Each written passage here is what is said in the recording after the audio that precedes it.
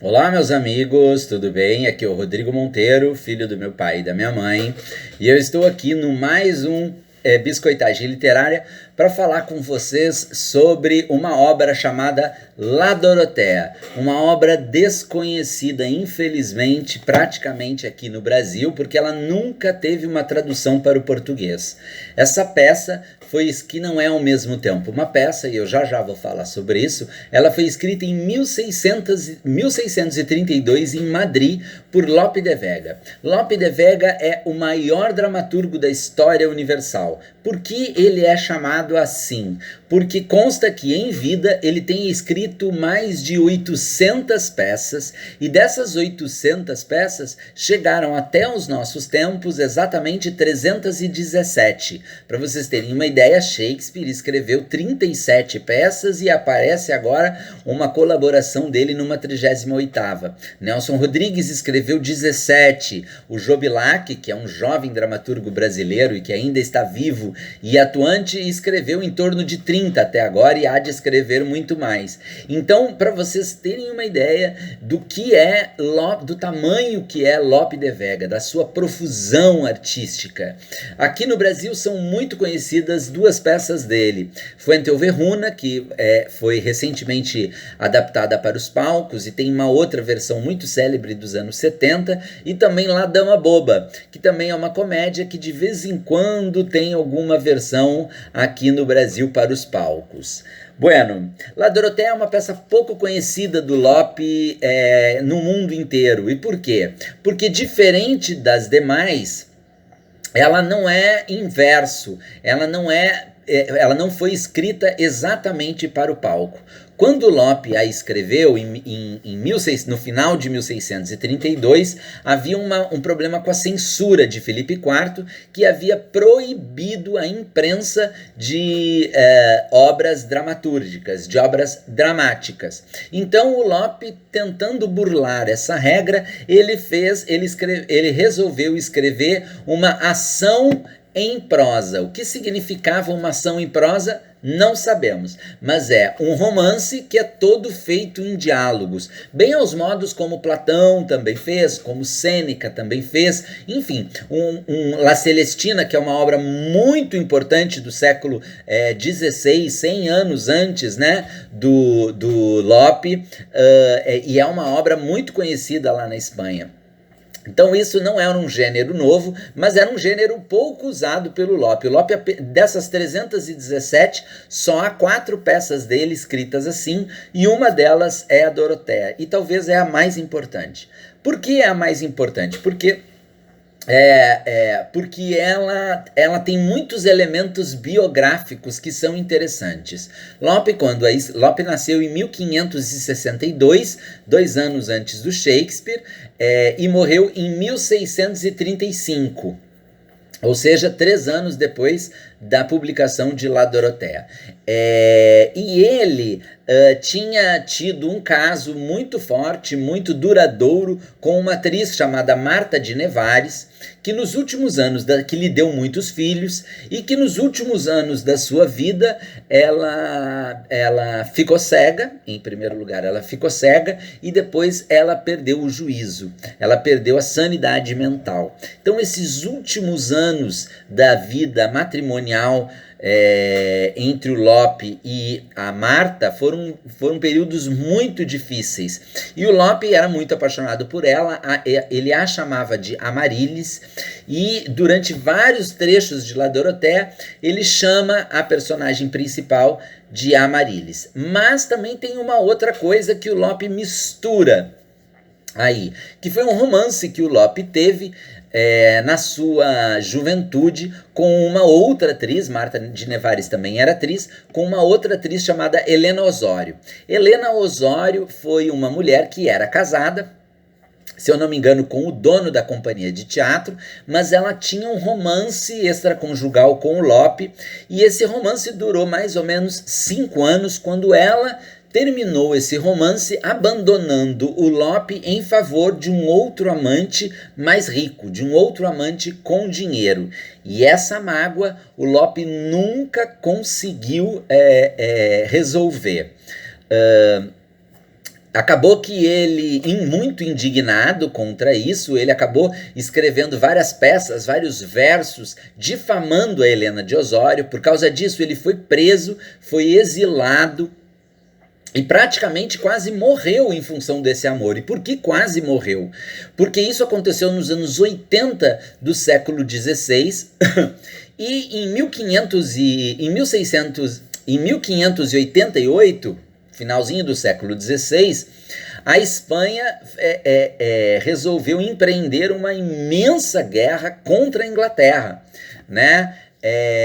E se chamou a Batalha da Invencível Armada, porque Portugal e Espanha, que na época era um país só, né, por causa da Península Ibérica, e vários dos seus reinos e colônias amigas, né, juntaram uma enorme quantidade de navios para acabar, para destruir com a Inglaterra. A Inglaterra que era governada pela Rainha Elizabeth I. Shakespeare andava por lá. Só que o que aconteceu? Eles no meio ao invés deles atacarem a Inglaterra pelo sul, eles resolveram contornar a ilha britânica e atacar pelo norte. Só que nesse contornar eles acabaram encontrando enormes tempestades e mais de 80% da sua armada naufragou, ou seja, foi um desastre para a marinha espanhola. E Lope de Vega quase foi ele chegou a se alistar e quase foi para esse combate, só que não foi. E aí ele achou melhor, aconteceu alguma coisa e ele desistiu de ir no último dia, conseguiu escapar e não foi, e por isso sobreviveu provavelmente. Então, e sobreviveu para escrever inúmeras peças, para se tornar uma das pessoas mais famosas do teatro espanhol. Não devemos nos esquecer que uma das primeiras peças sobre teoria teatral, La Comédia Nueva, é do Lope de Vega, de 1609. Ele teve uma vida bastante conturbada, ele era um homem muito mulherengo e ao mesmo tempo muito assolado por suas questões religiosas e por suas questões financeiras. Ele nunca teve, assim como nós falamos há alguns dias sobre o Luiz de Camões, ele teve muitos problemas financeiros, ele não conseguia exatamente se manter, né? Sem contar que ele tinha rixas com os seus inimigos, né? Ele tinha uma treta com o Cervantes, que acabou perdoando, né? E chamando Lope de a Fênix dos Engenhos, né? Admirando. O Cervantes também escreveu algumas peças de teatro, mas essas peças de teatro, esses entremeses, que são peças curtas de teatro, acabaram não ficando tão conhecidas como as peças do Lope, né? E também tinha rixas com outros poetas, como Gôngora, por exemplo, que escrevia de um jeito mais empolado, de um jeito menos popular, de um jeito mais tentado a agradar as elites, a intelectualidade. E Lope não. Lope gostava do povo, Lope gostava das massas, ele gostava de contar as histórias da Espanha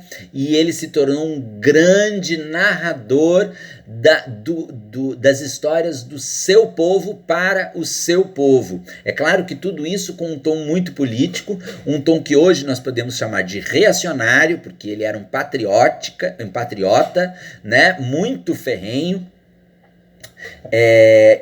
Inclusive tem uma coisa que eu acho importante destacar, que é a primeira vez que o Brasil aparece no título de uma peça de teatro, é de uma peça de Lope, chamada El Brasil Restituído, uma peça de 1624, e que conta sobre a libertação do Brasil do jugo holandês, quando a Holanda tenta invadir a Bahia pela segunda vez, e finalmente os holandeses são expulsos. E o Lope, que nunca veio ao Brasil, conta essa história sempre da perspectiva, claro, dos espanhóis.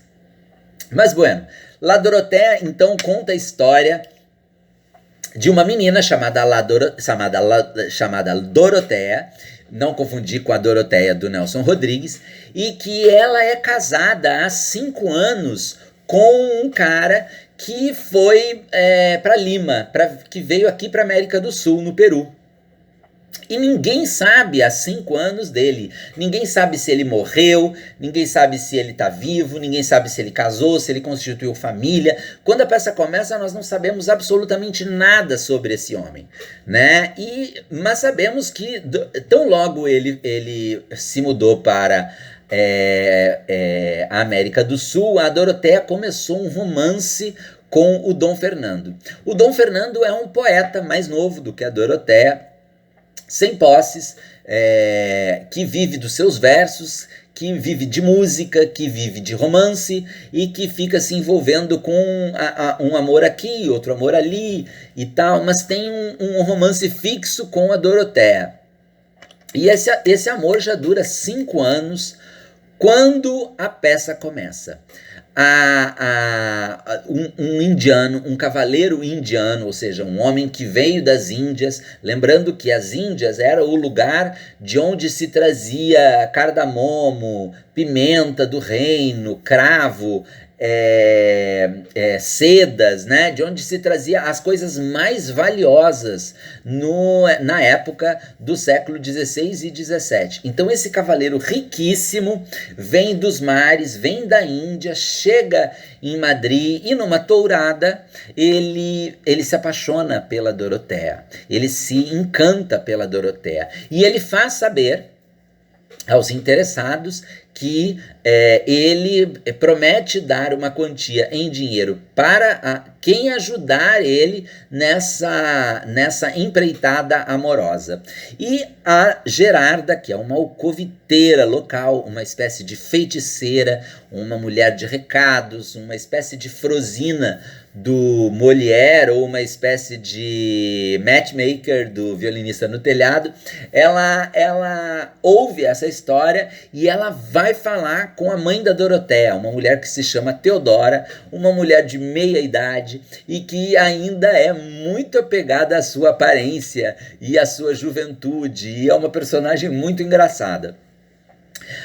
A Gerarda pede para a Teodora para que ela convença a filha a encerrar esse relacionamento com o Dom Fernando, um efeminado, um poeta, um zero à esquerda, um João Ninguém, né? E passe a namorar com o Dom Bela.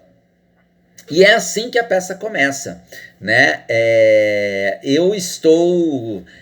E agora é importante eu comentar este crime. Eu estou traduzindo La Doroteia para o português. Não existe uma tradução, infelizmente, dessa peça aqui para o português ao longo desses quase 400 anos, e eu estou aqui tendo esse trabalho. Existe uma versão em inglês que eu confesso ser muito ruim, porque ela modifica a peça de uma maneira meio brutal. E existe em francês e italiano, mas eu não leio nem francês e italiano. Então eu estou tendo esse desafio desde o início do meu doutorado, que é sobre o século XVII, para o português. E estou adorando. Para comentar melhor sobre isso, eu achei que eu não devia apenas ficar eu falando aqui, né? Embora eu ache que os meus lindos olhos verdes são lindos, mas que não são verdes. Mas eu decidi e tive a honra de contar com a colaboração de 3 grandes atrizes do teatro brasileiro e que vieram participar comigo nessa biscoitagem literária aqui. Essas atrizes são a Guida Viana, a Ângela Rebelo e a Carolina Lobac. Bueno, vocês vão assistir agora as 3 primeiras cenas de La Doroteia, as 3 primeiras ceninhas do primeiro ato dessa peça que tem 5 atos. E eu espero que vocês se interessem por essa peça, se interessem pelo Lope, se interessem pela comédia espanhola do século XVII, que é um tipo de teatro muito rico e que é muito interessante nós descobrirmos. A Guida Viana vai fazer o papel da Gerarda, a Ângela Ribeiro vai fazer o papel da Teodora e a Carol Lobac vai fazer o papel da personagem título, a Doroteia. São só as primeiras 3 ceninhas, eu ainda estou traduzindo as outras, né? Eu ainda não cheguei no final do primeiro ato, ainda terei mais 4 atos pela frente, mas eu estou me divertindo muito nessa quarentena em fazer isso.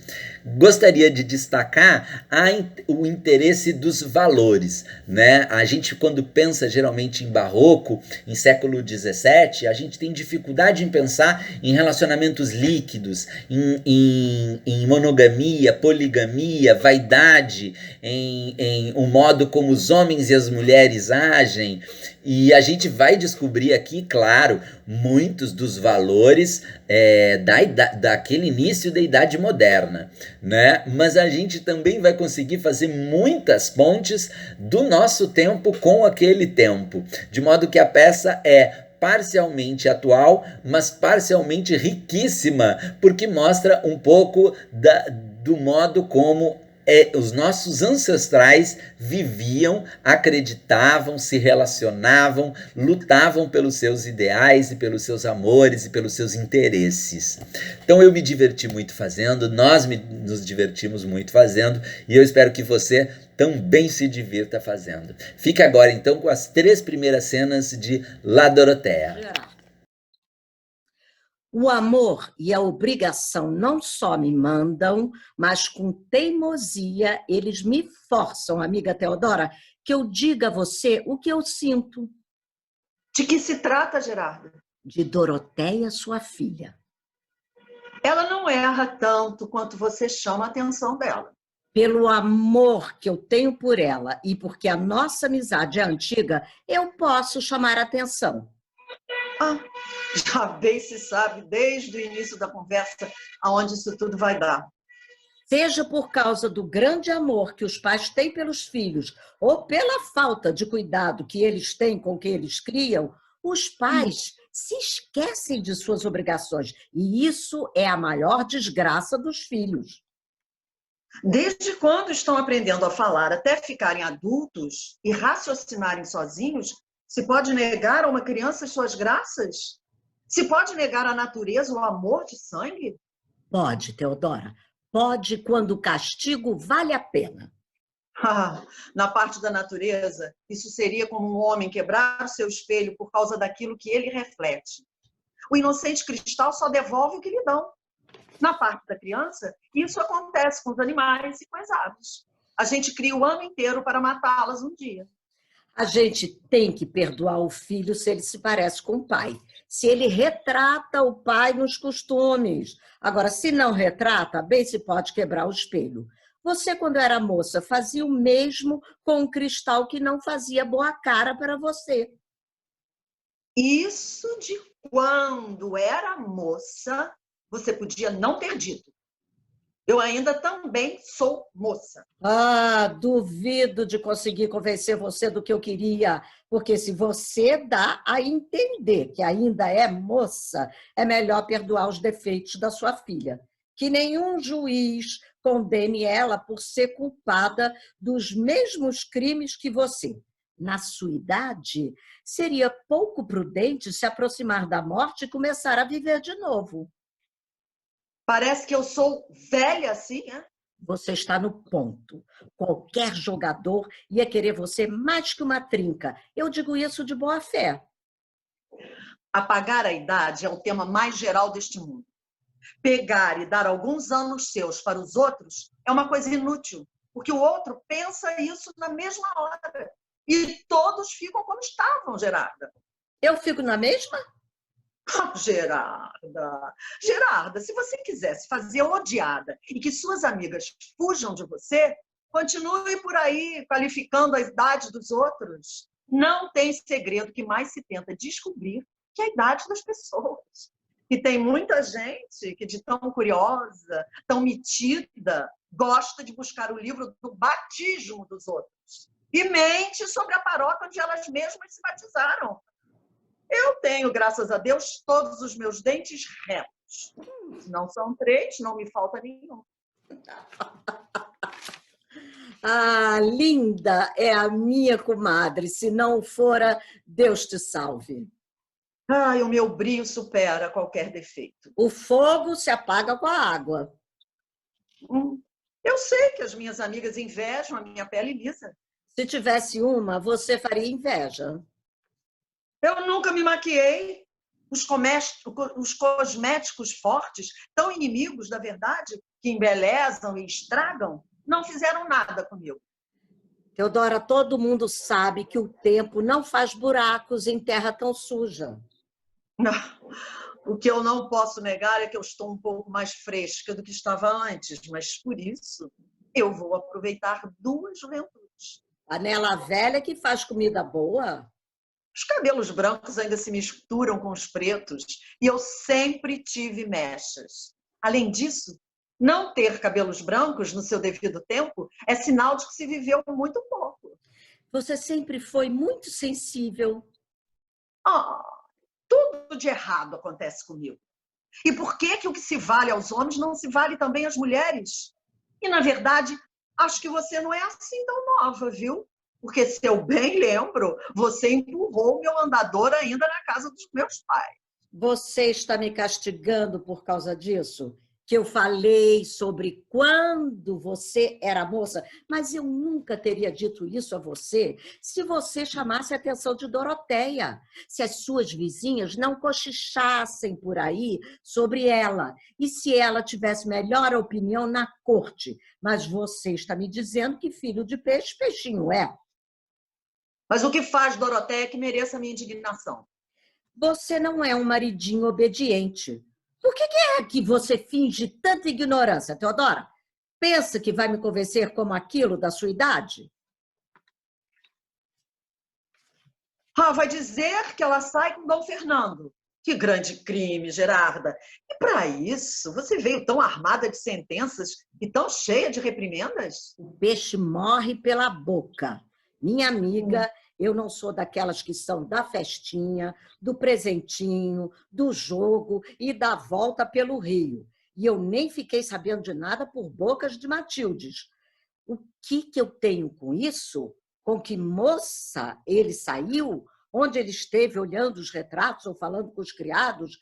Duas coisas me trouxeram até aqui, minha amiga. O serviço de Deus e a sua honra. Você vai dizer que eu não tenho honra porque aquele senhor estrangeiro deu um presente para minha filha. Isso foi muita honra e com palavra de casamento. Os primos de meus primos, todos são meus primos. Voltou para sua terra. Qual o problema? Também Enéas largou a rainha Dido. E o rei visigodo Dom Rodrigo estuprou a bela Florinda Lacata. Eu não me espanto com isso, Teodora. Você já sabe que livro fechado não faz letrado.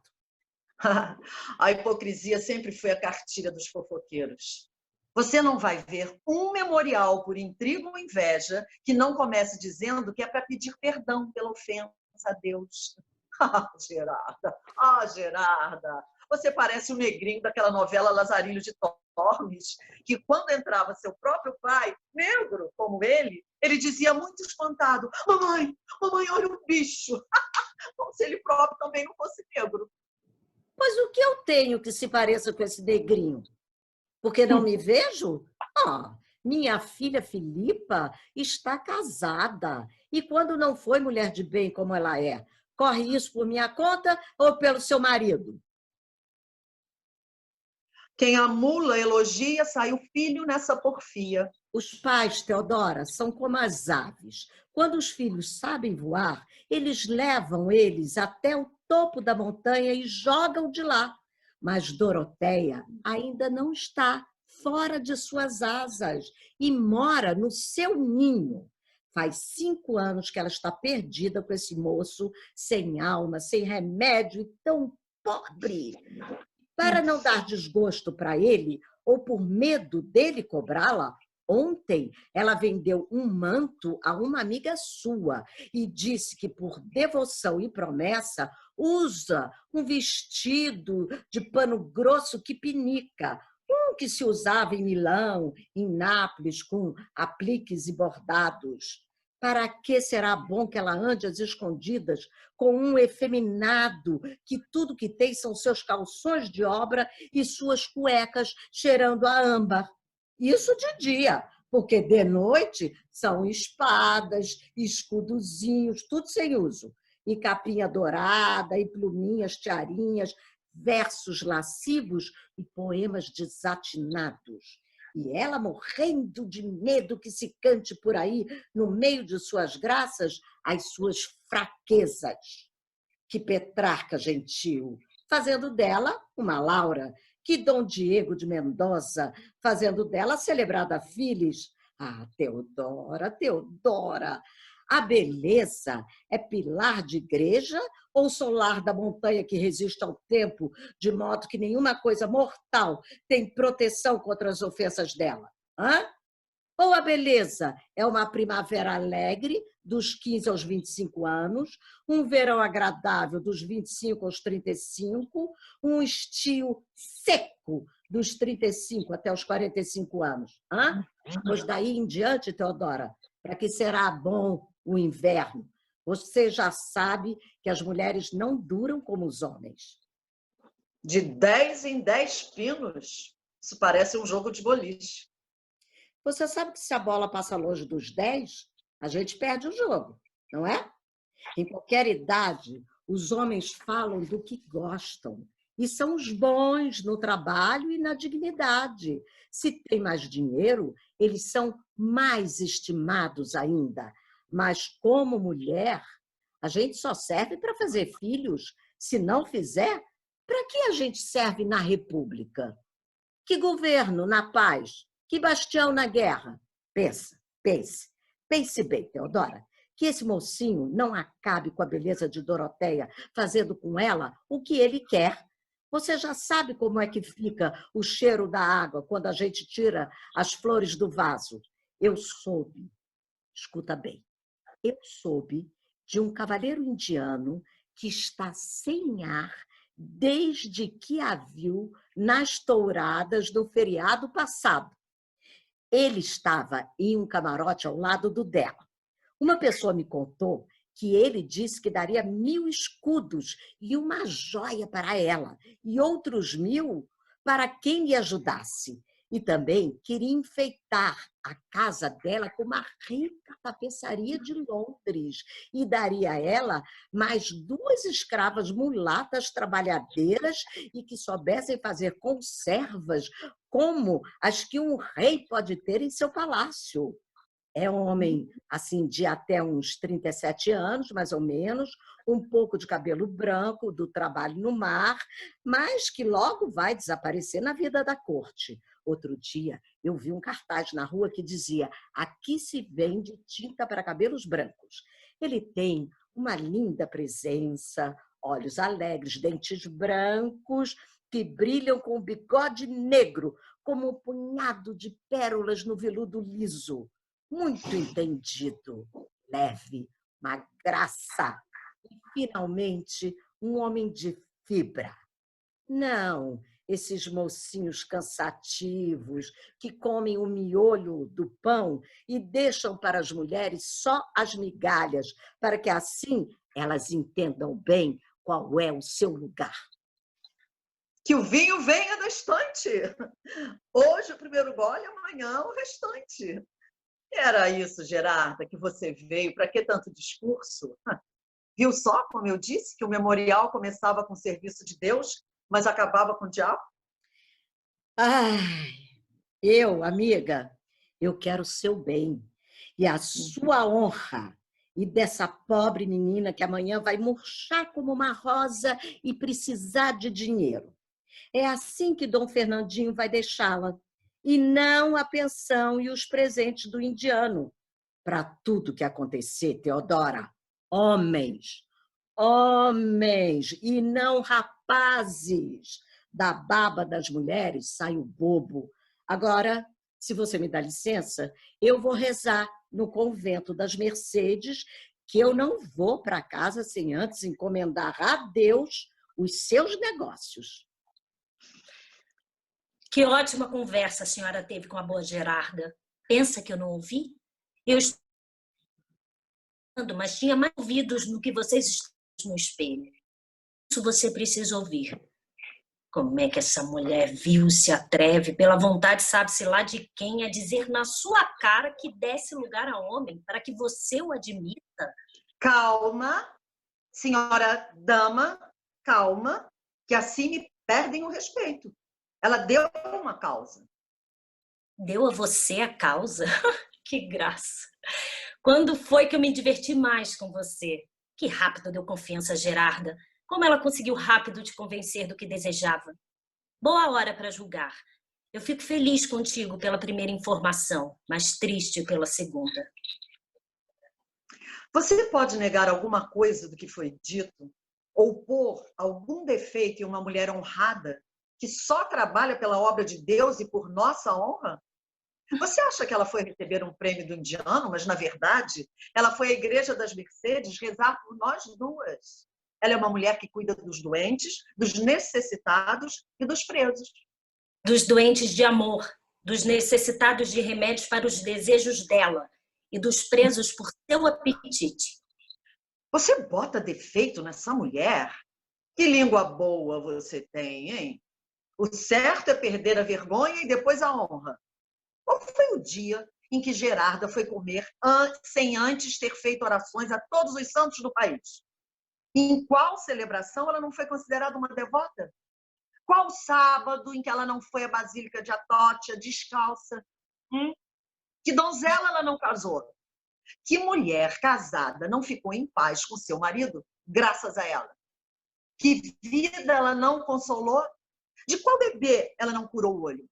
Que criatura não teve sorte se ela não benzeu as primeiras mantinhas? Que orações ela não sabe? Que remédios como os dela para nossas doenças? Que erva ela não conhece?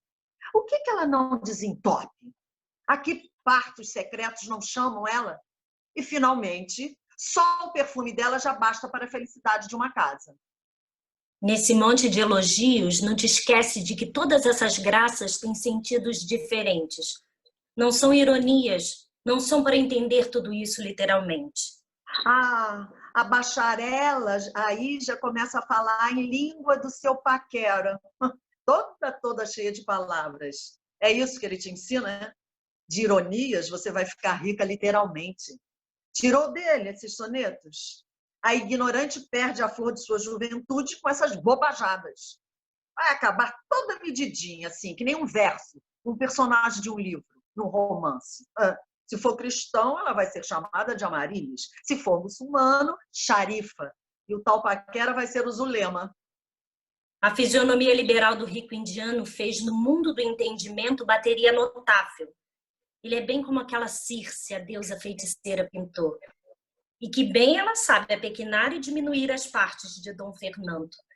Como bem com elogios você paga o tanto que ele gostou de você. Com essa informação, quem não vai ter ela como santa, as devoções dela como verdadeiras, seus remédios como milagres? Pegar as ervas que ela conhece, o verde que ela colhe maduro, os conjuros que ela sabe ao invés das bênçãos. Ela joga mais mal olhado do que tira, tenha isso por certo. Foi por ela que você conheceu o conde. Note defeitos em Dom Fernando, mas que verdade se vai poder dizer dele além de que ele é pobre? Que riqueza é como conhecimento dele, sua personalidade, a graça dele. Louca, miserável, perdida, enganada por outro louco.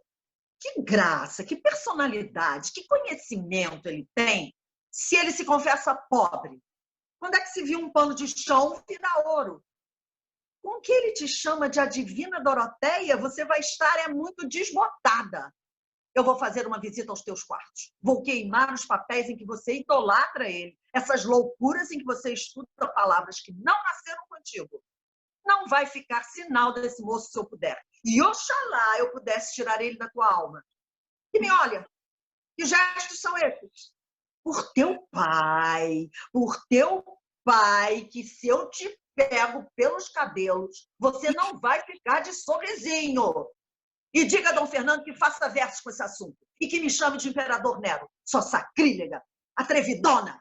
Eu vou arrancar teus cabelos de tanta raiva, hein? Faça piadas, não importa. Enfeia meus pensamentos, fale mal dos meus costumes. Quantos homens morreram na nossa porta por minha beleza? Quantas mulheres casadas se queixaram das péssimas vidas que seus maridos me deram por minha culpa? A quantas festas eu vou? Que imagem fazem de mim? Quantas cantadas me atiram quando vou à missa? Isso não é nada, coitadinha de ti. Para quem toda essa penitência? De que adianta toda essa virtude? Por que esse moço te pega? Por que você dá esse gosto a ele? Todos os homens são iguais. Esse já deve também te ameaçar. Essa é a última parada de todos eles. Não se engane, Doroteia. Não se engane, porque você não mais vai ver nem falar com ele em sua vida. Você pobre e eu sem honra. Você com um vestido vagabundo o ano todo, eu incomodada pelas minhas amigas todos os dias. Se resolvem, ou você vai deixar essa perdição, essa loucura, essa mania, a coisa com que esse cafajeste, ou eu tenho que te cortar o cabelo e te trancar onde nem o sol quer entrar e te ver. Chora? Faz muito bem. Mas não pense que vai amolecer o meu coração, que eu não faço aqui o papel do mocinho cuidadoso, mas da mãe honrada. Ai, que infeliz que eu sou. Para que eu vivo? Por que eu preciso me manter numa vida como uma escrava? Que mulher com a minha idade para passar por tantos sobressaltos, por tantas tristezas? Aonde me leva esse amor desatinado que eu tenho? O que me promete essa loucura desigual que parte do céu diz que eu mereci? Quando o melhor da minha vida tiver passado nesse labirinto amoroso, o que vão dizer de mim? Que se arrependem de ter ficado comigo quando eu me vingo daqueles que me desprezam? Meu Fernando, eu não queria que a minha alma, essa que você tem, te dissesse o que estou pensando. Mas uma coisa tão nova que eu jamais pensei que fosse passar pela minha cabeça. Eu não posso mais. Eu me vejo cercada por tantos inimigos. Ou eu enlouqueço ou não escapo com vida. Mas se forem se queixar contigo disso tudo que está passando, olha com calma tudo que você sabe. Não olha com o amor que você tem há anos. Mas como é possível que eu já tenha imaginado isso no primeiro sinal? O que eu posso querer se não querer você? Além de te servir, no que mais posso gastar meus anos? Além de te agradar, o que mais posso desejar? Além de te ouvir, que riquezas mais? Que tempo é mais bem gasto que em teu abraço? Como eu vou viver sem ti? A vida me faz menos falta que os teus olhos. Quem vai me consolar por não ver você depois de tantos anos desgostosos? Teus gostos, teu charme, essa cara de galã, o gosto da tua boca, essa barba que cresceu me beijando. Lá vão ter índias que poderão ficar no teu lugar, ouro, diamantes. Mas ai, que triste. O céu está ofendido com a gente. E também a minha casa, o que os meus parentes dizem de mim. Minha mãe me persegue, minhas amigas riem de mim, os vizinhos fofocam, as invejosas me dão lição de moral, eu já estou no limite. Fernando não tem mais o seu charme, não tem mais que o seu charme. Ele olha para as outras mulheres, já vai achar elas melhores. O enfeite e a riqueza estão juntos com a beleza e o carinho.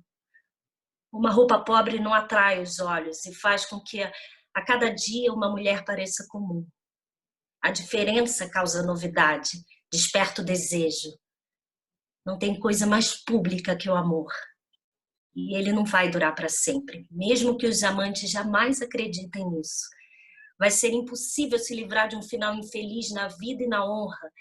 E isso é do que mais se deve ter medo na alma. Por que eu vou esperar até que você se canse, fique cansado de mim, que outras te chamem a atenção? Até que essas saias sejam um castigo para os teus braços, uma penitência para os teus olhos? Eu não quero esperar pelo fim que todos os amores têm, de virarem grandes inimigos. Se é para a gente ser inimigo depois, é melhor agora que a gente se resolva como amigos. Quando o combinado termina sem problemas, pode-se falar com franqueza, com sinceridade, sem medo. Célia, traz meu chale e diz à minha mãe que eu vou à missa. Eu estou decidida. Eu estou esperando o quê? Jesus! Parece que meu amor tropeçou. Ai, meu amor, não fique na minha frente. Me deixou resolver? Agora me deixa ir. Nas mulheres a decisão é difícil. A execução é fácil. Foi. Olha, eu acho assim, eu acho a importância do texto, e que eu gosto muito, que eu acho que é um texto da época e é representativo dessa época, né? Porque ele fala, são os temas caros à época, né? Que a mulher precisa arranjar um bom casamento, senão ela vai ser pobre, né? Desdentada e feia, como é que ela vai viver a velhice dela? Os homens mandam, né? Eles sabem qual é o lugar, e a gente, eu acho tão legal aquela parte do discurso dela que ela fala, e a gente, para que serve, Teodora? Para que serve a mulher? Se não ter filhos. Porque aí, se ela não tiver os filhos, se não for aumentar a população, ela não serve para a família, ela não serve para a república, que eu adoro isso, é maravilhoso, porque é o papel político da mulher nessa época, né? Além de ser a musa, a beleza, a jovem será sempre a musa, e a beleza e o amor para os poetas, a dona de casa, a casada, ela tem que servir ao marido, à família e à república, que é procriando para aumentar a população, a mão de obra e etc. Fora essas mulheres, né, com toda essa configuração dessa época, as mulheres são sempre umas mulheres muito quentes, né, muito, com uma potência amorosa muito forte.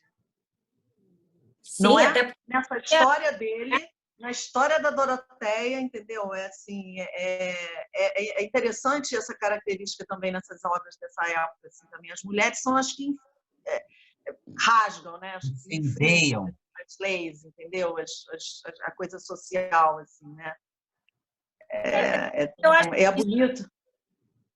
É porque eu acho que isso tem a ver com o papel histórico que foi dado à mulher a deseja, né? Que tem subjetividade, que tem fogo no rabo, né? Coisa meio assim. Eu achei interessante também que a Guida falou dessa ser uma visão da época, que a mulher tinha que... A vida da mulher era centrada no casamento, o valor dela era determinado por isso. E como isso ainda existe, mesmo com todas as conquistas que já fez, mesmo com a mulher inserida quase 100% no mercado de trabalho, ocupando aí vários postos, mas a gente só foi somando coisas, né?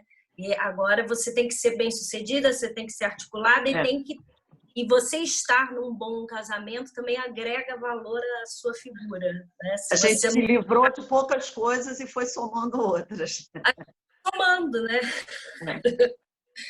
Mas é um texto muito gostoso de falar, muito, muito ritmo, porque é isso, são desejos muito fortes, humano, né? É humano. É muito. São desejos primários, assim. É muito bom tratar disso, né? Muito bom colocar isso na boca. O solilóquio aí da Doroteia é muito bonito. É muito lindo. Bonito. E totalmente cabível hoje, né? Totalmente. Sim. Entendeu? Né? Pertinente hoje ainda você pensar isso, você ter essas dúvidas, né? É porque o ser humano é assim, a mulher é assim, né? Ela é uma dúvida eterna, né? Ela sempre quer um grande amor, né?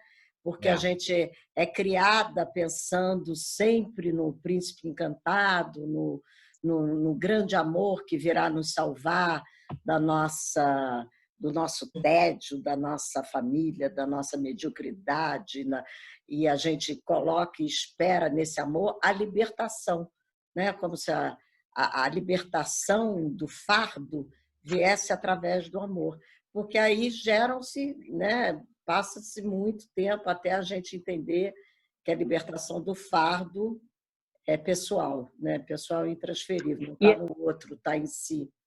Né?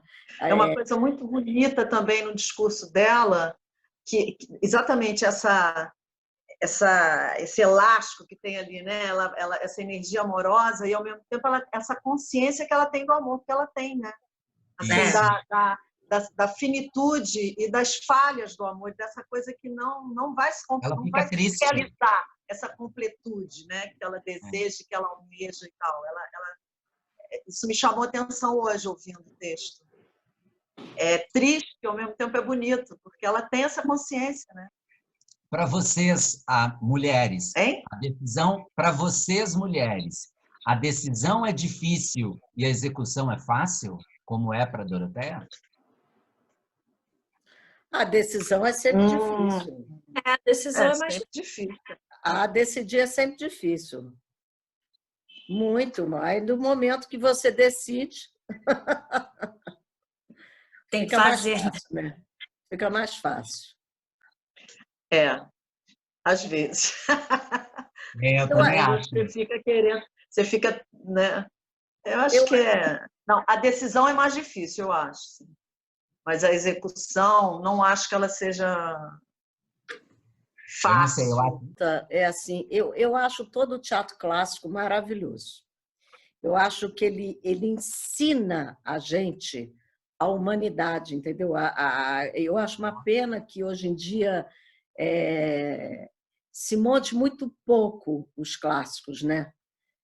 Monta-se muito pouco e a gente tem essa coisa que o público não gosta disso, mas ele ensina tanto para a gente sobre o ser humano, né? Sobre os sentimentos, sobre... E é difícil isso, porque realmente é uma linguagem que vai ficando muito afastada do público de hoje, né? Do público da ação, né? Dos filmes de ação, tudo tem que ser rápido e ter muito corte e ter ação. Né? Eu acho que a gente vai emburrecendo um pouco o conhecimento até sobre nós mesmos, homens e mulheres, né? E coisa. A gente vai emburrecendo esse sentimento. Rodrigo, eu acho que a gente leu 3 ceninhas, né, de uma peça enorme que você falou. Isso. E nessas 3 cenas está contido um universo de coisa. Ela, que é uma jovem viúva, que o marido sumiu, que está esperando, enquanto isso namora um jovem poeta, que ninguém vê com os bons olhos porque é um ferrado. Não tem grana nenhuma. Tem um indiano rico que está de olho nela, então todo mundo acha, a casamenteira, que é a Gerarda que eu li, que vai ganhar possivelmente 1000 escudos, se facilitar lá para o indiano, ela está de olho nisso, já foi lá dizer, ela tem que casar com ele, e diz para a mãe, você tem que pensar na sua velhice também, não só da sua filha. Então, eu acho que ela falou dos homens, das mulheres, da sociedade, da composição social daquele momento, né? Dessa dicotomia do amor e do dinheiro, né? Do status social, que você precisa ter algum, senão a sua velhice será trágica. Eu acho que tem um universo aí nessas 3 cenas. Olá, então, de novo, eu vim aqui para me despedir, para agradecer a assistência de todos vocês aqui nessa leitura e nesse debate sobre La Dorothea, uma peça do Lope de Vega, escrita em 1632 e que está agora ganhando uma versão em português. Eu quero agradecer mais uma vez a participação da Guida Viana, da Carol Lobac e da Ângela Rebelo nessa biscoitagem literária sobre La Dorothea, do Lope de Vega. Um beijo para todos vocês e obrigado.